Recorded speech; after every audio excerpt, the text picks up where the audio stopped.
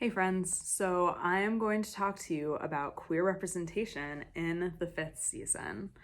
First, I'm going to go through a synopsis of the fifth season and just as a reminder so you know what it's about, and you get a reminder if it's been a while since you've read it.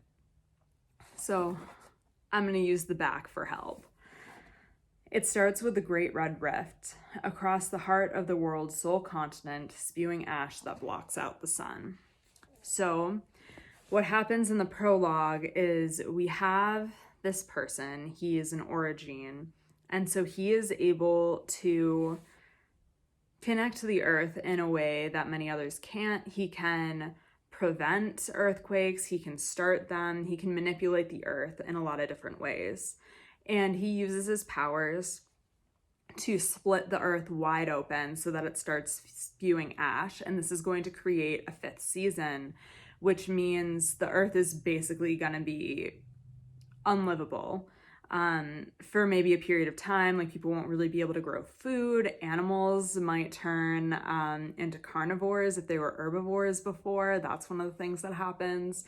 And communities often, or comms, often protect people, but there's also a lot of people who don't have comms just in the world.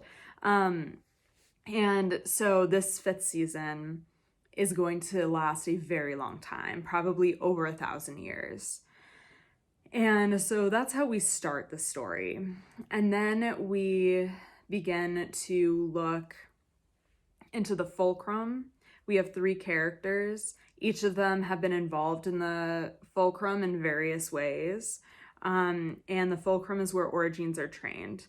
They're treated as objects, they're treated as slaves, they're treated as not human. Because people are afraid of them, people feel that they're dangerous because of how they can be unpredictable. If they get angry at someone, they could accidentally kill them. And that often happens in this world. And they can cause earthquakes that are really, really severe. And so the fulcrum trains them so that they can manipulate the earth in ways that are helpful for humanity. But the problem is they aren't treated as human and they're slaves. So this book follows 3 different characters. Demaya, who we're not really going to talk about because there's not just like queer representation doesn't come up in her chapters. Cyanite, and then Asun. So I'm going to start with Cyanite. I am going to warn you that I am going to give you some light spoilers ahead. I mean, but just around the queer representation. I'm not going to spoil any really major plot points. So Cyanite is being trained at the fulcrum, and she is told that she needs to basically go sleep with this really high-ranking origin, Alabaster, so that they can have children together. That's another thing in this world. In the fulcrum, people are assigned partners, and you have to have children with them. And so she goes to Alabaster, and Alabaster is clearly like not super into it. He like doesn't really want to. And he's like, I'm high ranking enough, I can reject you, I don't have to do this. And Cyanite says, no, you need to do this with me, you need to sleep with me, because it's going to be so much worse for me if you reject me. And so then he does it. And they end up being assigned a mission together, and so they go. And during the course of this mission, we find out that Alabaster had a mentor who he was romantically involved with, and this mentor was a man. And it seems like the fulcrum found out and then killed the mentor because of it. So Cyanite then realizes that Alabaster is probably gay, and she sort of has this realization like, oh, maybe that's why he doesn't want to have sex with me. And so even though, and what I kind of appreciate about this is that Cyanite doesn't care what Alabaster's sexual orientation is at all. Like, she just kind of accepts it and it doesn't matter to her, when clearly the world, like, having a sexual orientation that's different than what the fulcrum wants, is clearly something that is punishable. It's not seen as good. And so even though that's a part of the story, I think it's really great that our character Cyanide is accepting. And so then the two of them, as a part of their mission, end up on this island. Or maybe more as a result of their mission, they end up on this island. And the leader of the island shows up. And he is very attractive. Cyanide and Alabaster both think he's very attractive, and he seems attracted to both of them as well. And Alabaster and Cyanide have a conversation, and Alabaster is like, look, I know that if you want him, you could probably have him, but I really need this. I haven't slept with a man for a really long time. Please don't take this from me. And he starts getting super angsty about it. And Cyanide's like, okay, look, you can have him. And even goes and talks to the man and says, look, you should go hang out with Alabaster in our home. And so he does. And Cyanide is left walking around. She's like, I don't want to walk in on them having sex together. And then she finally does eventually go back. And it turns out this man has no problem with having a third in there. And so Cyanide sleeps with him too. And then over the course of their stay on this island, they all develop this polyamorous relationship. And like Cyanide and Alabaster's relationship up until now did not work pretty much at all. I mean, they were together because they had to be. They sort of teased each other. But as soon as this third person is involved, it seems like a whole lot of stuff in their relationship is fixed. And they all end up co-parenting a child together, and it's all really amazing. So we get some polyamorous relationships in there, like a positive portrayal of a polyamorous relationship, which I really appreciate in this book. All right, so now we're going to switch to talking about Asun.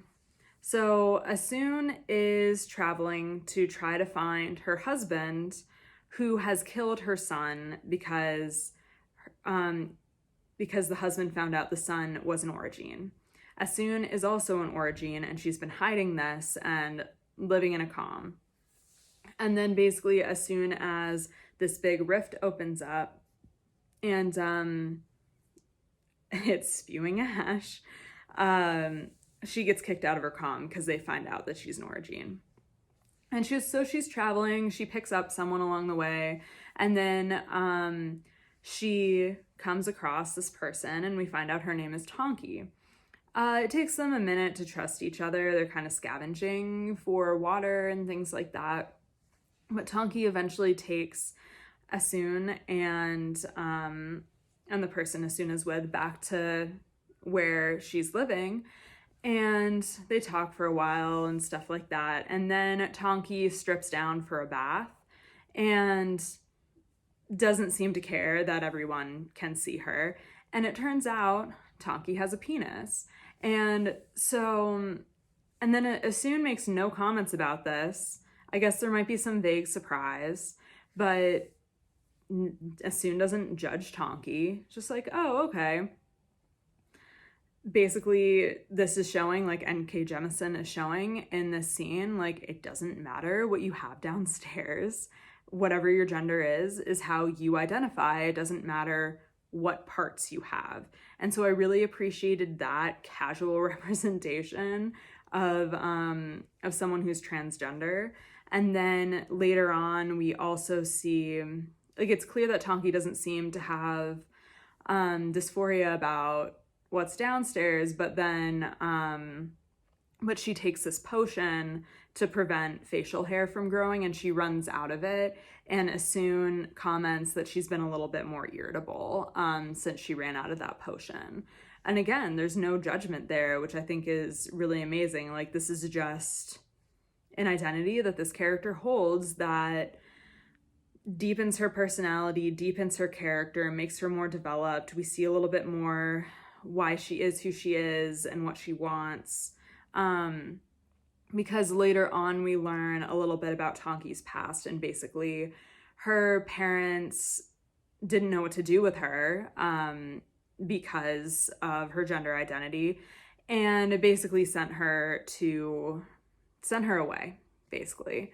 And so we get the story of how she was sent away and what she was doing when she was sent away, and then how she became comless and living out in the woods.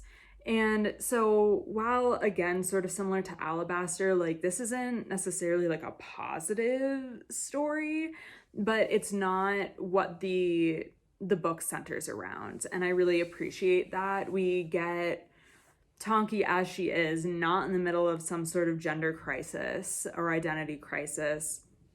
This is who she is, and she's in the story to help our main character, Asun.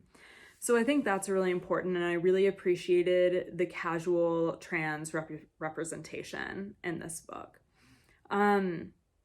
So I really love this book. I would give it like 5 stars. Part of the reason I picked it up is because it was compared to Game of Thrones, which I'm not entirely sure is fair. Like, I think this book does a much better job of obviously centering marginalized people than R.R. Martin does in his books. And that's something that I think is a real strength in this book. That's a real weakness in Game of Thrones. But N.K. Jemisin is not nice to her characters. She has no qualms killing people. She has no qualms doing really messed up things to characters in this book. And so I think that's why there was a comparison to Game of Thrones or Song of Ice and Fire when I was reading online articles and how I found this book. And on that note, I do really appreciate how marginalized voices in this story are privileged. And I think it's really important for marginalized people to see themselves in fantasy. So pretty much all of the characters are people of color. Most of them are Black. And there's a lot in here that I think is really amazing with that. For example, hair is really important. And I think, yeah, and there's reasons for that in terms of culture and also in terms of social status, which is similar to the importance of hair in the Black community, especially like pre-slavery.